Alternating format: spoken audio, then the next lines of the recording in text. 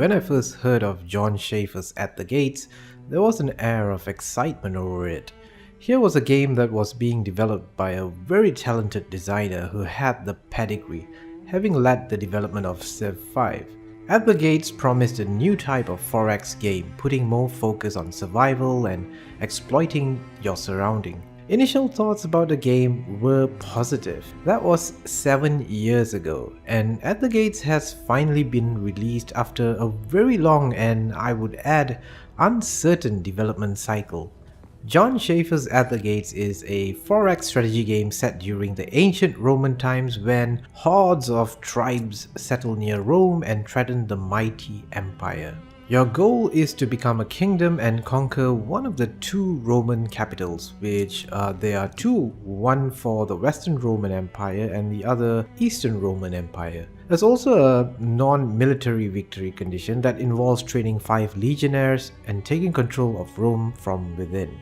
While it may be marketed as a 4X game, At the Gates really focuses on the exploit and to some extent expand part of a 4X. At its core, At the Gates is a worker management game. Imagine playing a Civ game that puts more focus and detail in the worker and citizen management element, and you have At the Gates. You start the game with one settlement and that's your only settlement. You can't build new settlements in At the Gates. You are after all just a tribe. You can move your settlement though if you've used up the nearby resources or if your starting area isn't quite optimal. Your first order of the day is to gather resources, more importantly food followed by timber and iron. You do this by managing clans. You could think of them as your Civ workers or citizens, but each clan is a family which grows, producing more resources for you as well as consuming more food. Clans join your tribe as you gain fame. So each clan has their own strengths and weaknesses. Some of them may be faster at trading in a specific job tree, some might be afraid of water so they'll never cross a river, or some of them don't like other clans to be in the same tile. They could be prone to crime or even starting feuds.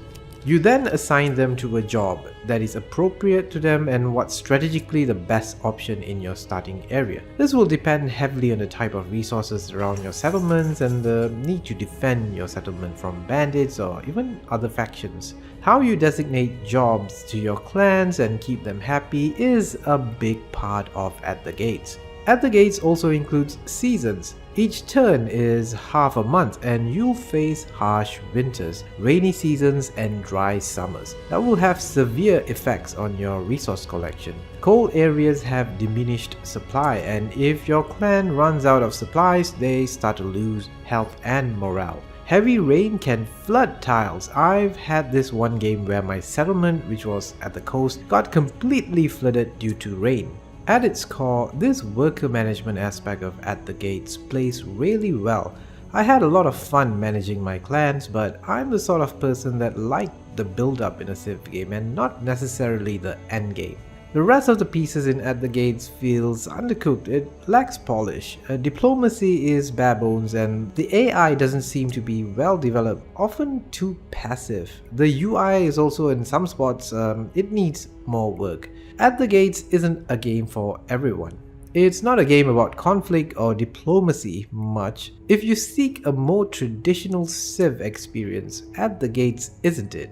But if you like the worker management aspect of it like me and don't mind a little micromanagement, then At the Gates might be right up your alley. Just bear in mind, despite it being released, it's still somewhat a work in progress. So have you played John Shafer's At the Gates? What did you think about it? Leave your thoughts in the comments below.